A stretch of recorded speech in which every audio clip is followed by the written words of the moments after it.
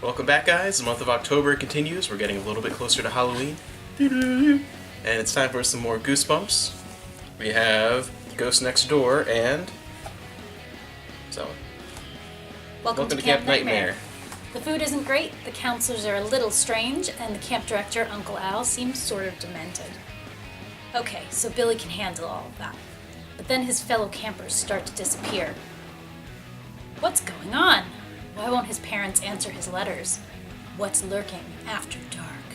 Camp Nightmare is turning in... Or Camp Nightmoon is turning into Camp Nightmare.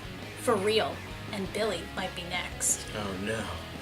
I actually thought this one was really good. I This was is my favorite surprised one. I didn't really remember it. I actually give this one a solid 9 out of 10. So did I! That's the first one so far I've given a full 9 out of 10. Me too. Yeah, so yeah, we both really like this one, and the first thing that really stuck out to me was it immediately jumped right into the action. Like, they got off the bus, and there were the little critters and things all within the first, 5 pages or so. Mm-hmm. And normally with these, there's, something spooky, like you saw someone in a window or something, or a little flash, but, that's it, and it just it builds up, and the real spooky thing isn't until, at least halfway through the book. Sometimes not the last, 5 pages. Yeah. But this was within the first 5. It just started immediately, hit the ground running, and it worked, I think.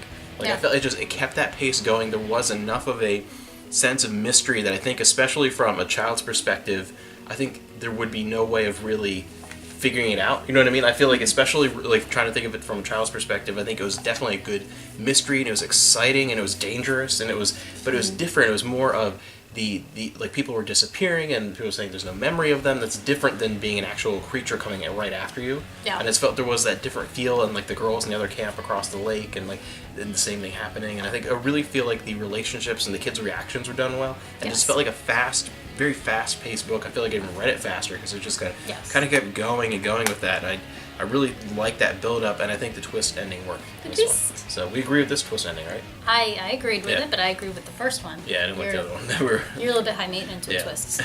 But yeah, so this one I think it actually takes without spoiling anything, I guess, it's a 20-something-year-old kid's book, but it takes Spoil it. It takes a sci-fi twist at the end that works, because sometimes that can feel a little cheesy or a little out of nowhere, but I think that worked. So I think that one's genuinely great, and I feel like as a kid, this is one of the first ones that I think would feel genuinely terrifying. It would. My only issue with it is that it seems a little over the top once you find out the twist.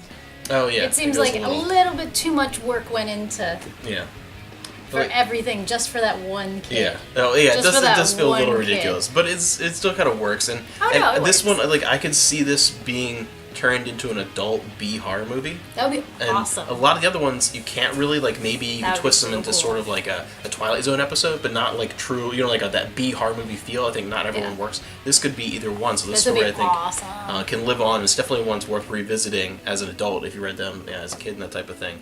So, yeah, that was a really good one. Yes. And then we swung the On the opposite other direction. side of the spectrum. Yeah, and I think we agreed on this one, too, a little bit. Yes. But The Ghost Next Door... Yeah, this one took me a little bit longer to read because I just didn't care. These take under an hour, but this one I think took me over an hour just because I was But, so, how come I have never seen you before? Hannah's neighborhood has just gotten a little weird ever since the new boy moved in next door. But when did he move in? Wasn't the house empty when Hannah went to sleep the night before? Why does it look so deserted? She's not getting any answers from her new neighbor. He just keeps disappearing in the oddest ways, and he's so pale. Is Hannah being haunted by the ghost next door? No, she's not. And you can figure that out even as a third grader within the first chapter or two. And I think that's my biggest complaint with this one is I actually remember there are some that I remember bits and pieces. This didn't remember what it was about from reading it as a second grader or whatever. But I remember not liking it, and I actually remember specifically feeling I don't even know if I actually finished this as a kid because I remember feeling oh, I know everything that's happening really quickly. Yeah. And there's a difference between having something that is, something as a mystery for an adult mind versus a mystery for a kid. But then there's still a level of sleuthing that needs to be able to be done by a kid's mind. And I think this goes so far below that even that I think even to a kid it's so incredibly obvious that it makes it kind of dull because otherwise the book. There's nothing scary about it, and there aren't any really interesting characters. So to me, the only thing going for it was the mystery. And if you know the mystery right away, then It's what not. do you? Yeah, it's kind of like it's kind of like if you watch what is it? Not Signs. The Sixth Sense. If you watch The Oh. Sixth Sense for like the 20th time, it's no longer interesting.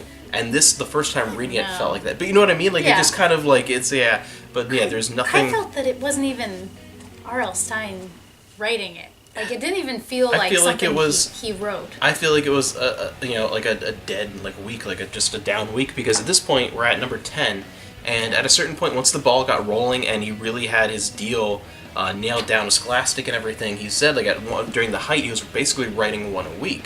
And you're not going to come up with gold every single time, even with Who gets rewrites. that Even kind with of rewrites, deal? but yeah, Who even with gets rewrites. a deal for that? I know, it's great, and because they're all basically short stories, but yeah. Ugh. So yeah, pretty much. And what there did was you? another dog in that. There was another dog in that. You've been keeping track of the dogs. I've been keeping I haven't track even, of the like, really dogs. noticed, but His name was Rusty.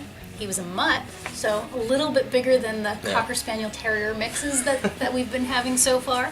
But it was just disappointing from the very beginning. And I just couldn't finish it soon enough. yeah. It To just me, wasn't...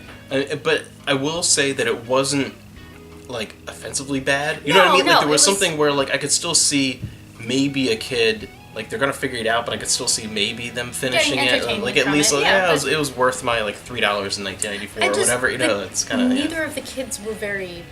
I didn't connect with either of them. yeah. Any of the kids in this. I Yeah. didn't connect with the adults. Everyone was just kind of like... Yeah, it didn't feel Bleh. very well thought out, but yeah, I at least I give it a 5 out of 10. I didn't. I gave it a 5 Did too. you? Yeah, like I didn't feel like it was bad enough to dip below that. Because I feel like it had to be really bad for a kid's spooky story to be below that. Even Yeah. to like it had to be really bad, just like to even go above an 8 out of 10. Like a lot of them, I've been giving a solid 8, the really good ones, because I feel like for a kid's spooky story, it takes a lot to go above that. I feel like it takes a lot to go underneath that. So. Two very different ones on the spectrum Yes, here. I very think both different. of our favorites so far, and one of our least favorites, and we agree on both of these this week because you've been Which is watching. weird. So if you've been watching us every day, Super yeah, weird. we tend to disagree on some of these, but yeah, we definitely agree. Do That's you a great remember one. reading this one? So, Do you remember reading that do one? you actually remember this one, or did it just kind of disappear from your mind? It was a ghost of a story. That's not funny. That was pretty funny. You're not funny. But yeah, see you guys tomorrow. You're not Samantha Stevens.